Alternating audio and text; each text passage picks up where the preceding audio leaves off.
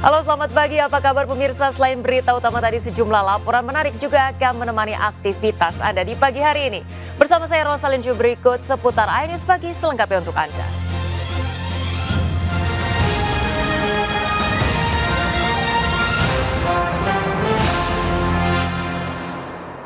Pemirsa, kita awali dengan informasi pertama. Diduga akibat korsleting listrik, sebuah pondok pesantren di Kota Padang, Sumatera Barat ludes terbakar.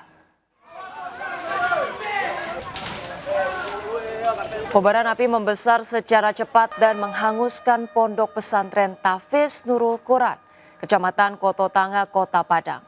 Kebakaran di kawasan padat penduduk tersebut memantik kepanikan warga.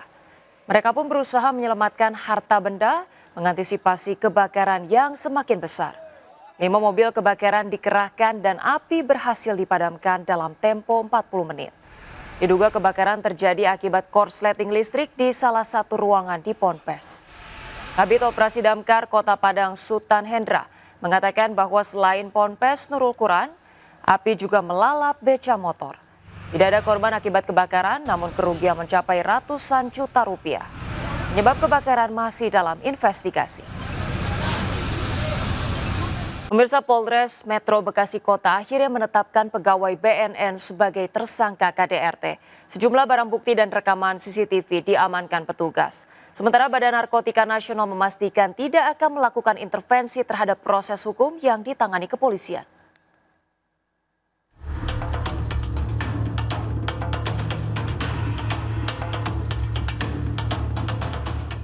Usai laporan kasus kekerasan dalam rumah tangga atau KDRT yang menimpa seorang ibu rumah tangga yang sempat jalan di tempat dalam penanganannya, akhirnya kepolisian Polres Metro Bekasi Kota menetapkan AF, sang suami yang merupakan pegawai Badan Narkotika Nasional, sebagai tersangka pada Rabu siang. Penetapan tersangka ini setelah pihak penyidik Unit Perempuan dan Anak Polres Metro Bekasi Kota melakukan gelar perkara dan bukti permulaan yang cukup, serta keterangan dari pihak dokter forensik. Sehingga pada kemarin juga setelah pemeriksaan dokter forensik, kami lakukan gelar perkara dan menetapkan AF sebagai tersangka kasus kekerasan dalam rumah tangga yang dilaporkan oleh korban. Dan kami juga sudah mulai membuat surat panggilan kepada tersangka untuk hari Jumat ini pukul 10.00 di ruang penyidik unit PPA di Satreskrim Polres Metro Bekasi Kota. Meski pelaku sudah ditetapkan sebagai tersangka, penyidik unit PPA Polres Metro Bekasi Kota tidak melakukan penahanan kepada tersangka karena dinilai kooperatif. Tersangka AF akan dilakukan pemanggilan perdana pada Jumat besok. Sementara itu, BNN mengaku tersangka merupakan pegawai yang bertugas di kantor pusat BNN di wilayah Cawang, Kramat Jati, Jakarta Timur dan berstatus sebagai pegawai aparatur sipil negara. BNN memastikan tidak akan melakukan intervensi terhadap proses hukum yang dilakukan kepolisian. BNN sangat menghormati proses penegakan hukum yang dilakukan oleh Kepolisian Negara Republik Indonesia, dan ini adalah Resort Bekasi Kota, dan kita tidak mencampuri karena itu adalah tugas dan kewenangan dari Kepolisian Negara Indonesia, dan kita sangat menghormati. Sebelumnya kasus KDRT ini pernah dilaporkan korban pada tahun 2021. Namun karena korban sempat mencabut laporannya, maka kasus ini terhenti di tengah jalan. Pada pertengahan 2023, aksi KDRT kembali terjadi hingga korban kembali melaporkan terduga pelaku yang telah pisah ranjang sejak 2 tahun lalu. Dari Bekasi, Jawa Barat dan Jakarta, Rahmat Hidayat dan Rizky Falupi melaporkan. Pemirsa, fenomena jutaan ikan mabuk di Sungai Bengawan Solo membuat warga Bojonegoro, Jawa Timur heboh. Warga ramai-ramai menangkap ikan yang bermunculan di permukaan air di sepanjang sungai. Warga Bojonegoro, Jawa Timur ramai-ramai berburu ikan di Sungai Bengawan Solo yang mengalir di bawah jembatan Sosro di Logo, Kecamatan Trucuk. Dengan mudah warga menangkap ikan yang muncul di permukaan sungai menggunakan jaring atau tombak. Warga dengan mudah mendapat banyak ikan karena jutaan ikan di sungai ini tengah mabuk atau biasa disebut peladu. Fenomena peladu ini berlangsung setiap tahun saat debit air Sungai Bengawan Solo meningkat tajam dan berwarna keruh di awal musim penghujan. Berbagai jenis ikan bisa didapat warga seperti wader, jambal, hingga ikan air tawar lainnya. Jika beruntung, setiap warga bisa menghasilkan hingga 5 kg ikan. Banyak Bapak. Apa itu wader? Ada wader, ada istilah rengkek nopo niku lho. Pak, ini fenomena ini kalau warga menyebut apa Pak ya? Peladu Bapak atau Peladu. nggih, atau biasanya munggut juga bisa.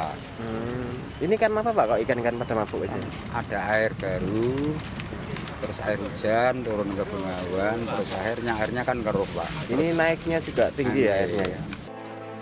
Keramaian warga yang menangkap ikan mabuk juga terlihat di bawah jembatan Kali Ketek dan jembatan Gelendeng. Warga berlomba mendapat banyak ikan karena fenomena ini hanya berlangsung sehari sebelum air Sungai Bengawan Solo kembali normal. Dari Bojonegoro, Jawa Timur, Dedi Mahdi melaporkan. Pemirsa, hujan angin di sejumlah kecamatan di Kabupaten Klaten, Jawa Tengah menumbangkan pohon hingga menimpa kendaraan dan rumah. Selengkapnya sesaat lagi, tetaplah bersama kami.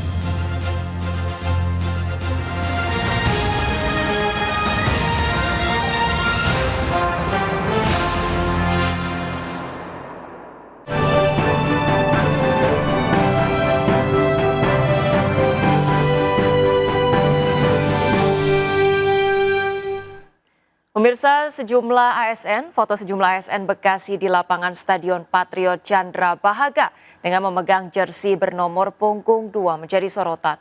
PJ Wali Kota Bekasi menyatakan hal tersebut tidak terkait dengan pemilu dan Bawaslu Kota Bekasi menyatakan akan menyelidiki kasus tersebut.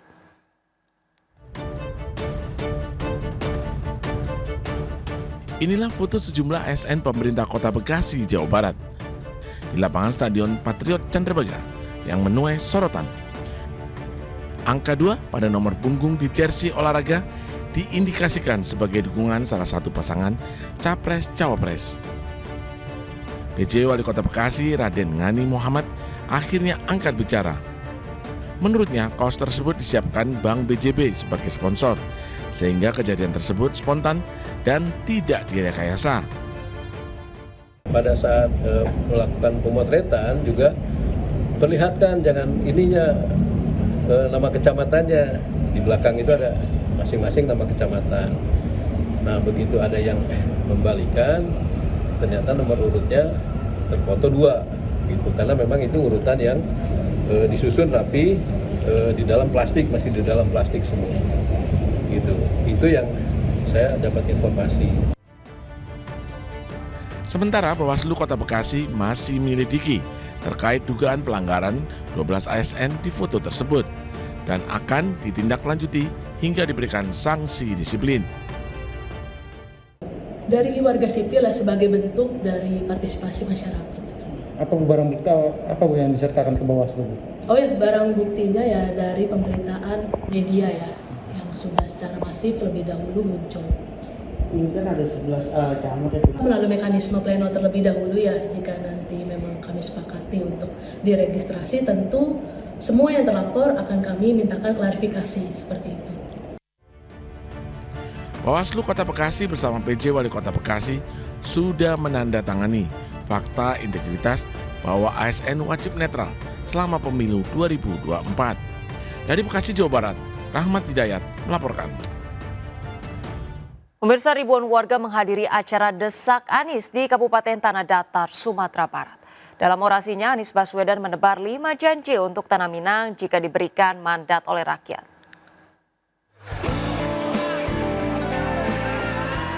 Teriakan Anies Presiden menggelegar di lapangan Cindua, Matu, Kabupaten Tanah Datar, Sumatera Barat. Kedatangan calon presiden nomor urut 1 tersebut untuk menyerap aspirasi masyarakat yang menghadiri kampanye Desak Anies.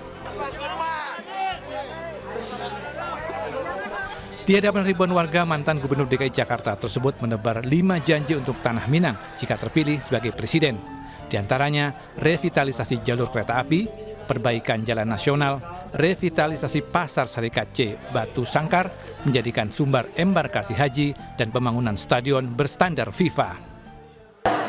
Kemudian insya Allah kita akan melakukan revitalisasi Pasar Serikat Batu Sangkar. Ini kita akan kerjakan. Dan kita insya Allah akan dimungkinkan kita ingin kerjakan apa? Menjadikan Sumatera Barat salah satu tempat embarkasi haji. Lalu yang tidak kalah penting, kami ini di Jakarta udah bikin stadion. Kira-kira bermanfaat tidak kalau di sini ada stadion baru? Usai diskusi publik di Tanah Datar, Anies melanjutkan safari politiknya ke Kabupaten Solok dengan agenda berdiskusi dengan petani serta mengunjungi pasar tradisional Talang. Dari Kabupaten Tanah Datar, Sumatera Barat, Agung Sulistyo melaporkan. Sementara itu, pemirsa, calon wakil presiden nomor urut 2 Gibran Rakabuming Raka memenuhi panggilan Badan Pengawas Pemilu atau Bawaslu RI terkait dengan pembagian susu gratis kepada peserta Car Free Day 3 Desember lalu. Gibran membantah bagi-bagi susu gratis tersebut bermotifkan politik.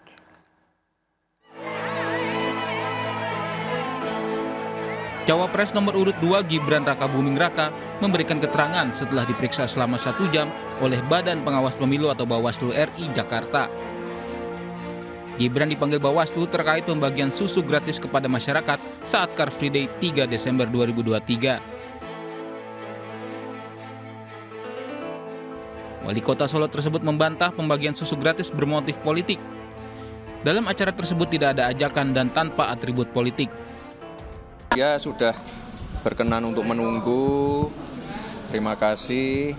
Hari ini kita memenuhi panggilan undangan dari Bawaslu Jakarta Pusat. Sudah kami jelaskan di dalam bahwa kegiatan 3 Desember lalu di Car Free Day Jakarta tidak ada sama sekali kegiatan partai politik. Ya, itu aja. Ya. Klarifikasi yang ditanyakan oleh Bawaslu disebutkan kan ada klaim temuan baru yang dikonfirmasi tadi. Nggak ada. Tidak ada sama sekali kegiatan politik. Ya, kan juga beberapa teman-teman saya ajak juga kemarin. Ya, tuh. Ya. Gibran juga membantah ada temuan baru Bawaslu soal dirinya. Selama klarifikasi tidak ada pertanyaan Bawaslu soal dugaan temuan baru. Sebelumnya Bawaslu menegaskan pemanggilan Gibran bukan terkait dugaan tindak pidana pemilu. Namun soal dugaan pelanggaran lain, yakni penggunaan Car Free Day untuk aktivitas politik. Dari Jakarta, Tim Liputan melaporkan.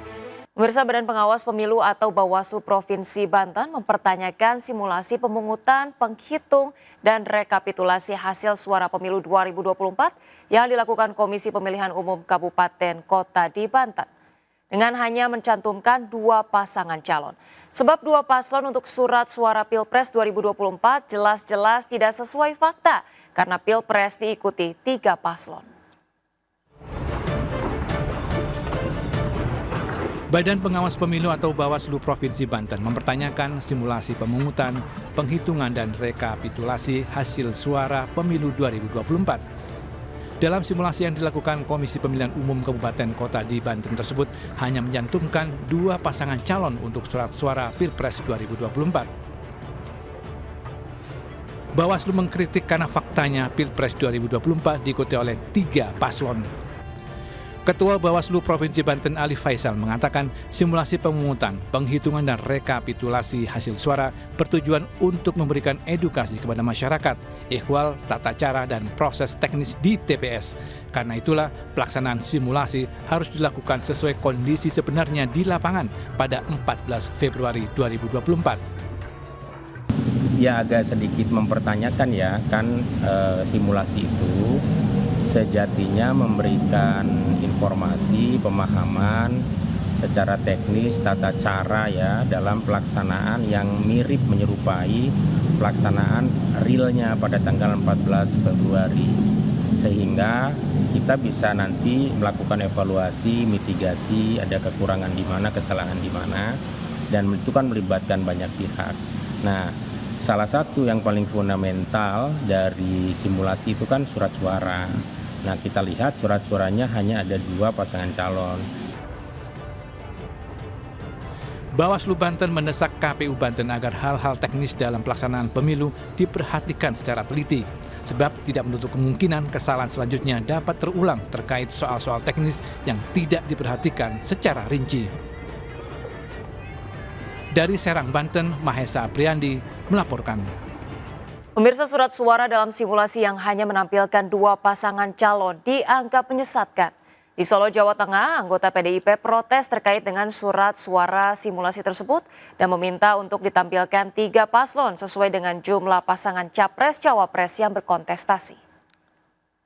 Simulasi itu, kalimat simulasi itu kalau di dalam Kamus Besar Bahasa Indonesia adalah latihan yang mendekati real, ya, yang mendekati kenyataan, sehingga ini saya coba sosialisasikan di tetangga yang umurnya sekitar 68 tahun.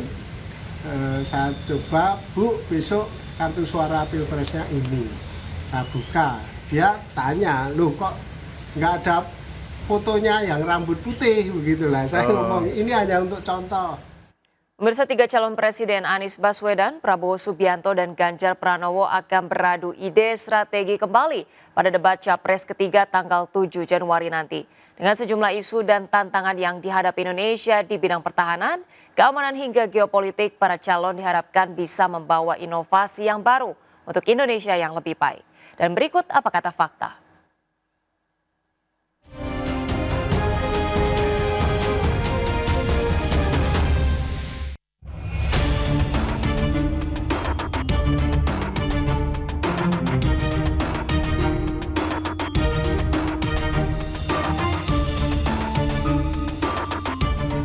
Debat ketiga menuju Pilpres 2024 menjadi debat kedua bagi para calon presiden. Penampilan dari para kandidat calon presiden dinilai berpengaruh besar pada elektabilitas kontestan pemilihan presiden. Lalu apa kata fakta? Debat ketiga akan berlangsung pada 7 Januari nanti dan akan diikuti oleh Ganjar Pranowo, Prabowo Subianto, dan juga Anies Baswedan. Debat ketiga kali ini menjadi momen kedua di mana para capres akan beradu argumen. Sebelumnya mereka sudah bertemu pada debat pertama dengan isu yang meliputi hukum, pemerintahan, dan juga politik. Dan untuk debat ketiga kali ini akan meliputi isu keamanan, pertahanan, hubungan internasional, dan juga geopolitik. Memasuki babak kedua, pasangan calon presiden yang akan beradu pada debat ketiga nanti telah menyiapkan ide strateginya masing-masing. Terlebih isu debat ketiga terkait pertahanan bukan hal yang tidak asing lagi bagi para pasangan calon. Di sisa waktu kampanye yang cukup pendek ini, saya kira debat kedua calon presiden akan menjadi forum strategis bagi ketiga capres untuk mengerek elektabilitasnya. Nah, di debat pertama calon presiden, saya kira ketiga capres sudah berupaya untuk mempersembahkan performa terbaiknya. Kita melihat Pak Prabowo dan Pak Ganjar tampil secara lebih defensif, sementara Pak Anies tampil secara lebih ofensif karena memang positioning politiknya yang mengusung narasi perubahan. Nah, menghadapi debat kedua calon presiden, saya kira baik Pak Anies, kemudian Pak Prabowo dan Pak Ganjar Pranowo sudah mempelajari kelebihan dan kelemahan masing-masing kompetitornya, dan saya kira ketiga capres akan mempersembahkan atau tampil lebih baik lagi dengan menghadirkan terobosan-terobosan programnya yang inovatif dan solutif terkait dengan isu-isu pertahanan, keamanan, hubungan internasional, dan geopolitik.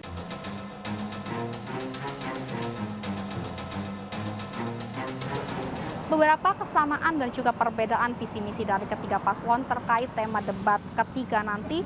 Salah satu persamaan misi mereka adalah untuk meningkatkan kesejahteraan para prajurit.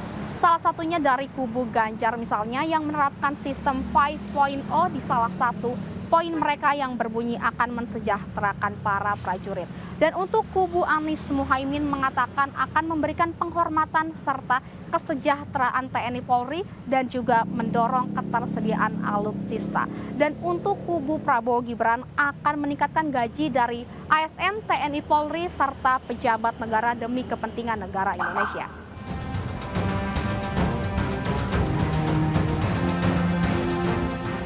Kekuatan dari pertahanan Indonesia telah diakui oleh dunia dengan menduduki peringkat ke-13 dari jajaran 145 negara dunia. Indonesia sendiri memiliki bermacam alat utama sistem senjata atau alutsista TNI AD, AU, dan AL yang cukup lengkap dan disegani. Perkembangan pertahanan Indonesia semakin kuat dalam beberapa aspek, seperti dalam industri pertahanan Indonesia. Pesawat multifungsi CN-235 dari PT Dirgantara mencapai 100 unit dari beberapa negara seperti Amerika Latin dan juga Afrika. Kemudian pertahanan negara. Beberapa negara memiliki keinginan tinggi untuk bekerja sama pertahanan dengan Indonesia dengan mengirimkan bintara dan juga perwira untuk dilatih di Indonesia.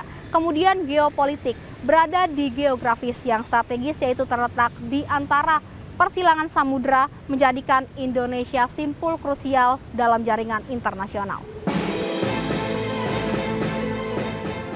Selain kekuatan militer, Indonesia juga dianggap memiliki peran strategi yang kuat sebagai mediator dari seluruh penjuru dunia dalam konteks diplomasi dunia. Posisi Indonesia sebagai negara kepulauan tentu menghadirkan perspektif yang khas dalam diplomasi regional dan global.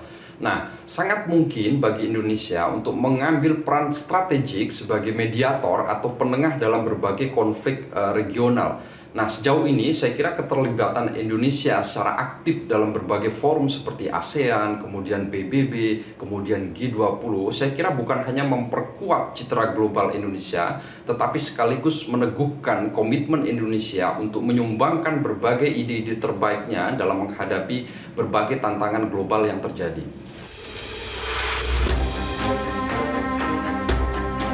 Sebelum memasuki debat ketiga nanti, ada beberapa yang harus diperhatikan terkait PR Indonesia hingga tantangan yang akan dihadapi. Yang pertama adalah pemberantasan korupsi mengingat Indonesia darurat akan korupsi yang tinggi. Dan yang kedua adalah pengadaan peralatan keamanan dan juga pertahanan mengingat Indonesia memiliki lautan yang luas sehingga harus memiliki benteng pertahanan yang kuat. Dan yang ketiga adalah menjaga poros maritim dunia, mengingat ini adalah salah satu elemen penting bagi pembangunan. Dan yang terakhir adalah tantangan bagi Indonesia ke depan, yaitu dalam segi politik dan juga ekonomi, serta menjaga kestabilan dan juga memberikan peluang bagi kemajuan. Tantangan geopolitik Indonesia yang terjadi cukup banyak, terlebih ketegangan yang muncul di berbagai belahan dunia. Para paslon diharapkan bisa memberikan inovasi dalam mengembangkan konsep ketahanan nasional agar tetap relevan dengan dinamika geopolitik dunia. Ke depan. Nah, oleh karena itu sangat penting bagi ketiga capres untuk memahami dengan baik dan mampu menghadirkan terobosan-terobosan penting yang inovatif terkait dengan respon atas tantangan geopolitik global yang terjadi. Nah, oleh karena itu kita mendorong agar baik Pak Anies, kemudian Pak Prabowo dan Pak Ganjar Pranowo ini memiliki program-program yang solutif terkait dengan kebijakan-kebijakan luar negeri. Nah, kalau kita merujuk pada konsep geopolitiknya Bung Karno, tentu geopolitik yang kita inginkan bukanlah geopolitik yang ekspansionis alias ingin tampil menguasai dunia, tapi konsep geopolitik yang bertumpu pada falsafah Pancasila yang mengedepankan pilar-pilar kebinekaan dalam rangka melawan imperialisme dan kolonialisme di muka bumi.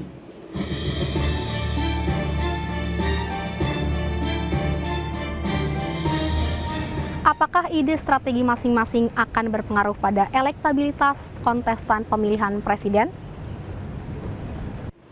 Debat kedua calon presiden, saya kira secara umum tidak akan berdampak signifikan dalam mempengaruhi elektabilitas pasangan calon presiden dan wakil presiden, kecuali dalam konteks memperebutkan ceruk pemilih yang berada dalam klaster swing voter dan undecided voter atau pemilih yang belum menentukan pilihan politiknya. Karena sesungguhnya yang disasar dari forum debat tersebut adalah swing voter dan undecided voter. Nah, bagi pemilih yang masuk dalam klaster pemilih ideologis, saya kira seburuk apapun penampilan kandidatnya, seburuk apapun penampilan capresnya atau cawapresnya, tidak akan berdampak dan mempengaruhi preferensi pilihan politik mereka, karena mereka yang ada dalam klaster pemilih ideologis ini sudah mengunci pilihan politiknya.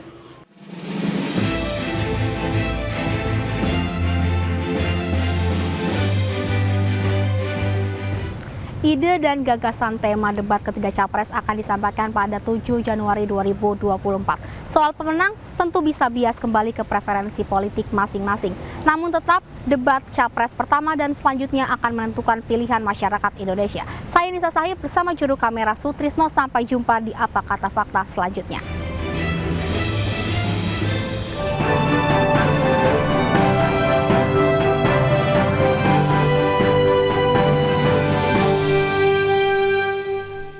Aturan pemerintah terkait dengan pembelian gas LPG 3 kg yang harus menyertakan KTP membuat pro dan kontra di masyarakat. Selengkapnya sesaat lagi, tetaplah bersama kami.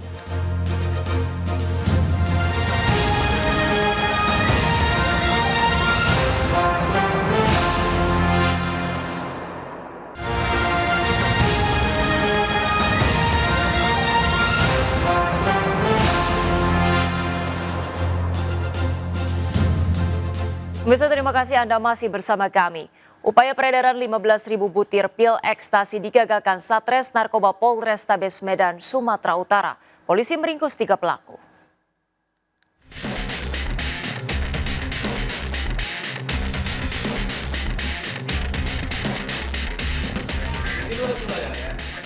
Petugas Satres Narkoba Polrestabes Medan menangkap CAS dan AA di salah satu apartemen yang berada di Kota Medan.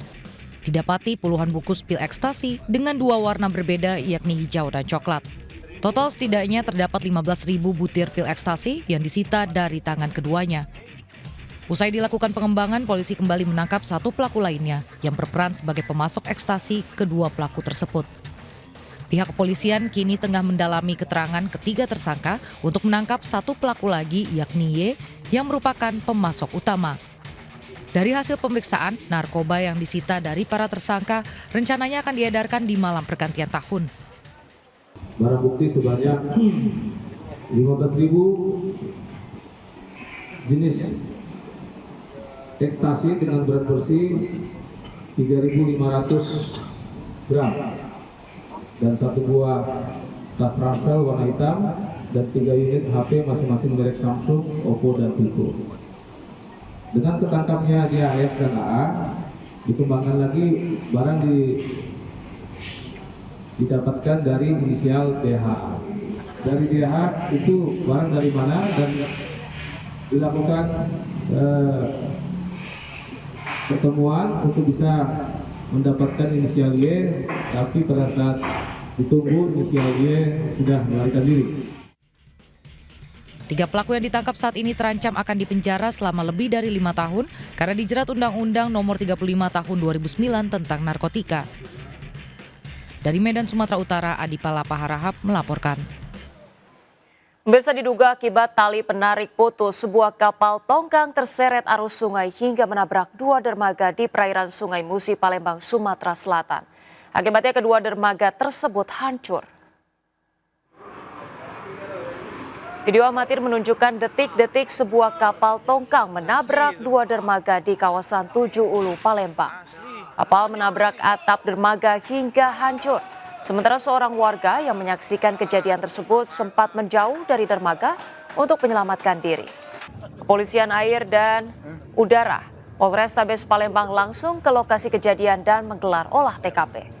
Hasilnya penyebab tabrakan dikarenakan tali penarik kapal tongkang putus, sehingga kapal tongkang terseret arus ke pinggir sungai. Kasat Polairut Polrestabes Palembang Kompol Suprawira mengatakan bahwa nakoda kapal telah diamankan polisi untuk menggali keterangan. Jika ditemukan unsur kelalaian, nakoda akan dikenakan pidana.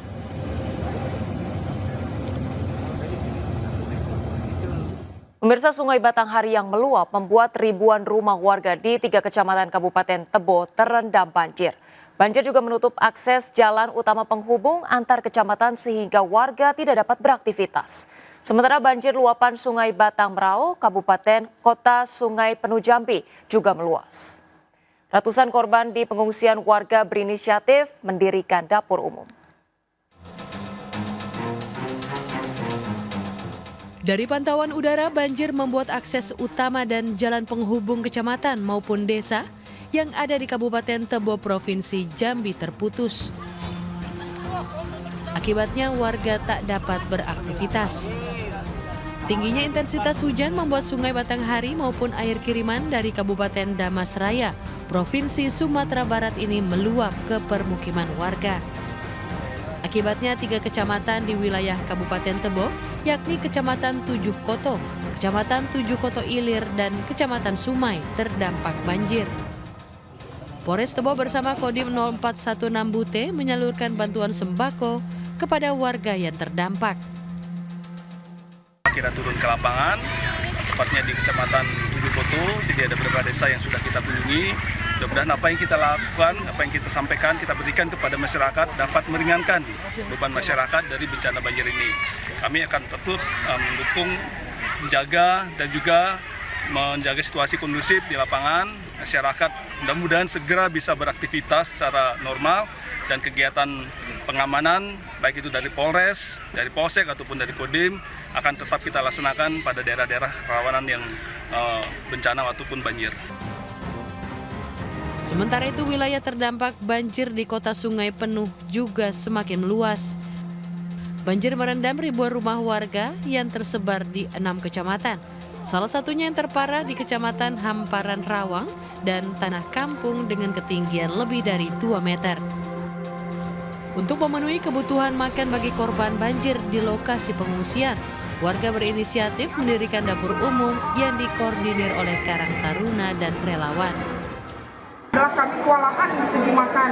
Sudah 680 pengungsi yang harus diberi. Warga berharap pemerintah segera menambah penyaluran sembako, kebutuhan bayi, selimut, air bersih, dan obat-obatan. Dari Kabupaten Tebo dan Kota Sungai Penuh Jambi, Budi Utomo dan Kapior Gandhi melaporkan. Pemirsa, hujan angin di sejumlah kecamatan di Kabupaten Klaten, Jawa Tengah membuat sejumlah pohon tumbang. Sementara hujan disertai angin menerjang Kota Solo menyebabkan puluhan pohon tumbang di sejumlah jalan protokol hingga sekolahan.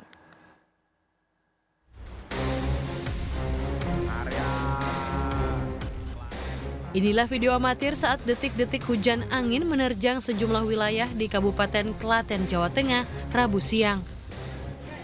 Hujan yang disertai angin kencang terjadi hampir di 8 kecamatan di Kabupaten Klaten, salah satunya di Kecamatan Klaten Selatan, di mana sejumlah pohon tumbang hingga menimpa kendaraan yang tengah parkir di bawah pohon dan menimpa bangunan atap rumah warga. Petugas gabungan bergotong royong membersihkan puing bangunan dan memotong kayu yang menimpa atap bangunan rumah warga. Angin kencang juga menumbangkan pohon yang berada di Jalan Jogja Solo, sehingga sempat membuat jalur penghubung kota besar tersebut tersendat. Untuk tadi pohon sempat menghalangi jalan Jogja Solo. Hanya kita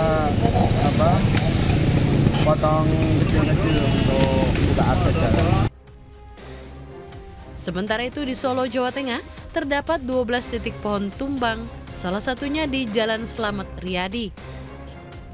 Pohon tumbang juga mengenai sejumlah penerangan jalan dan memutus kabel listrik hingga membuat listrik di sejumlah wilayah kota Solo padam. Puluhan relawan dan petugas gabungan langsung bergerak melakukan evakuasi pohon tumbang. Mulai besok setelah kejadian yang ketiga ini, saya harapkan semua pohon-pohon besar harus dikata, kemudian dirapikan. Dirapikan itu disesuaikan dengan besarnya pohon, kemudian beban batang yang melebar dan ketinggian. Selama musim penghujan, peristiwa pohon tumbang di kota Solo telah terjadi sebanyak 3 kali. Dinas Lingkungan Hidup setempat diimbau untuk segera melakukan perawatan pohon-pohon yang ada di Kota Bengawan. Dari Klaten dan Solo, Jawa Tengah, Saiful Effendi dan Septiantoro melaporkan. Pemirsa, aturan pemerintah terkait dengan pembelian gas LPG 3 kg yang harus menyertakan KTP membuat pro dan kontra di masyarakat. Pedagang mengaku banyak pelanggan yang mengeluhkan adanya aturan baru ini.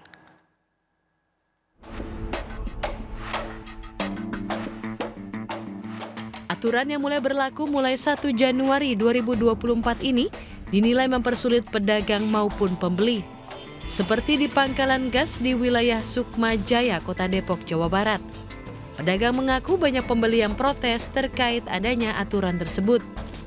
Pembelian gas melon dengan menggunakan kartu tanda penduduk atau KTP dianggap mempersulit masyarakat. Bilang buat pinjol lah, buat kita katanya kita kan beli, kok ada persulit. Kayak apa aja. Kalau emang mau dipersulit, update aja subsidinya. Di sisi lain, pasokan gas 3 kg pada awal tahun mulai sulit didapat, berbeda dengan akhir tahun 2023. Kebijakan baru ini sejalan dengan program pendistribusian LPG yang lebih tepat sasaran, agar subsidi benar-benar hanya disalurkan ke kelompok masyarakat yang berhak mendapatkannya. Dari Depok, Jawa Barat, Iyung Rizky melaporkan. Pemirsa, pengelola Light Rail Transit atau LRT Jabodebek memperpanjang penerapan tarif promosi dan jumlah perjalanan kereta hingga 15 Januari mendatang. Kebijakan tersebut dilakukan untuk meningkatkan animo masyarakat menggunakan LRT sesuai libur Natal dan Tahun Baru.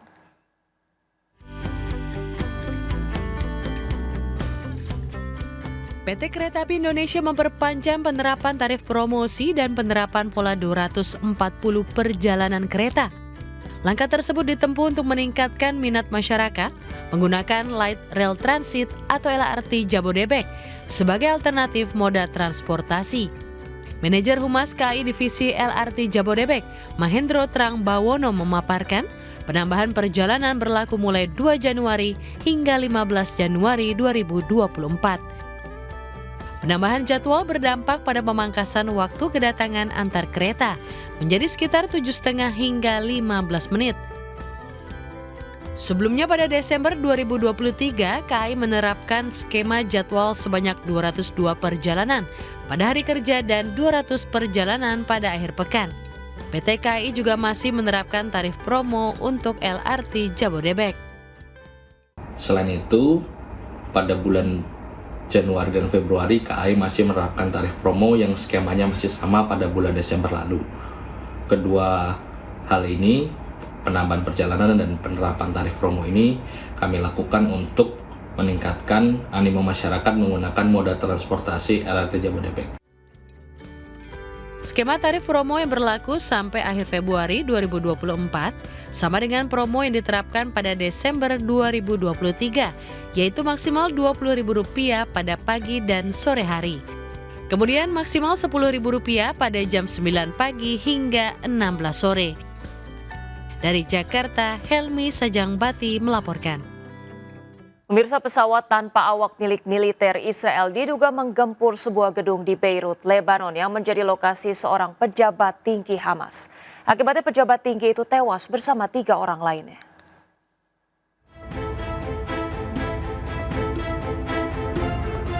Sebuah ledakan di wilayah Musarrafiyeh, Beirut, Lebanon menghancurkan sebuah gedung dan merusak sejumlah kendaraan pada Selasa waktu setempat.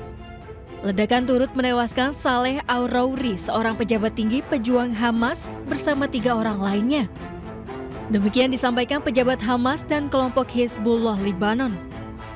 Kantor Berita Nasional Lebanon mengatakan ledakan akibat serangan pesawat tanpa awak milik Israel. Sementara itu, para pejabat Israel menolak berkomentar.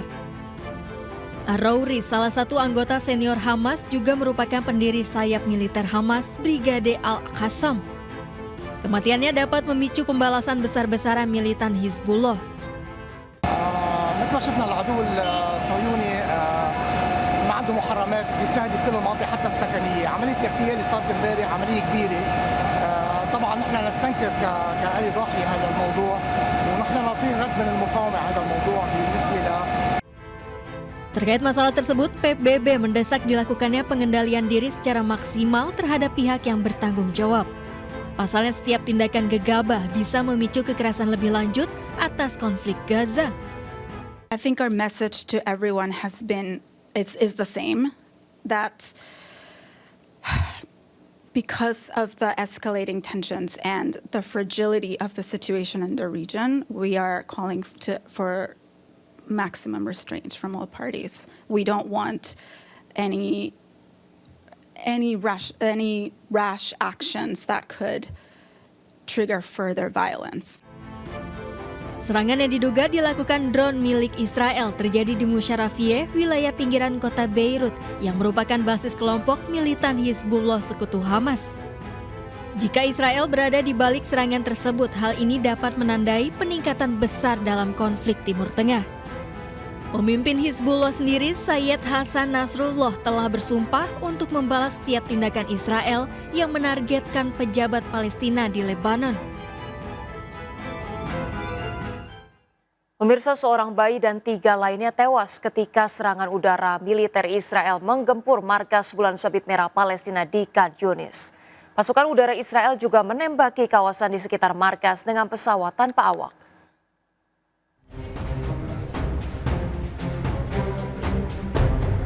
Setidaknya 4 orang termasuk seorang bayi menjadi korban dalam serangan udara Israel di markas Bulan Sabit Merah di Khan Yunis, jalur Gaza Selatan. Serangan turut melukai sejumlah orang. Jenazah korban meninggal dan para korban luka kemudian dibawa ke rumah sakit Nasser Khan Yunis. Bulan Sabit Merah Palestina mengatakan pasukan Israel menargetkan lantai 8 gedung. Drone Israel juga menembaki kawasan di sekitar gedung, termasuk sebuah rumah sakit bernama Al-Amal. هذا هدف الصاروخ تبع اليهود هذول مجانين حسبنا الله ونعم الوكيل عليهم حسبنا الله عليك يا اسرائيل حسبنا الله عليك يا امريكا بالهلال احنا مجانين نزعين من غزه نزعين من غزه نزعين شردنا من الموت كلنا يطلعوا على جنوب عمان كذابين كل غزه مش عمان حسبنا الله ونعم الوكيل اولاد اطفال بنت صغيره طفله صغيره. Lebih dari 22.000 warga Palestina di Gaza menjadi korban serangan militer Israel. Israel tak hanya menyerang pemukiman, tapi juga rumah sakit dan pengungsian. Pemirsa, di tengah keterbatasan pasca gempa magnitudo 7,6, warga Jepang tetap pergi ke supermarket untuk berbelanja kebutuhan sehari-hari. Gempa menewaskan 62 orang serta merusak rumah warga dan infrastruktur lainnya.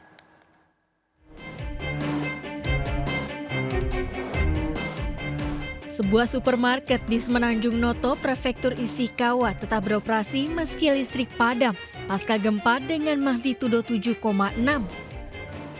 Warga pun tetap berbelanja untuk penuhi kebutuhan mereka. Beberapa barang di supermarket terlihat berserakan di lantai, sementara sejumlah rak terlihat kosong. Warga belanja kebutuhan untuk persiapan jika nanti terjadi gempa susulan lagi. Sementara petugas penyelamatan memeriksa puing-puing bangunan yang hancur untuk mencari para korban gempa. Dilaporkan korban meninggal akibat gempa mencapai 62 orang dan ada kemungkinan bertambah.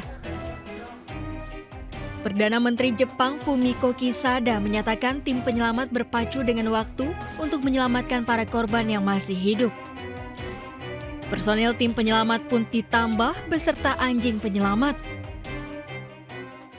倒壊した建物の下で救助を待っておられる方がまだ多数おられると報告を受けています。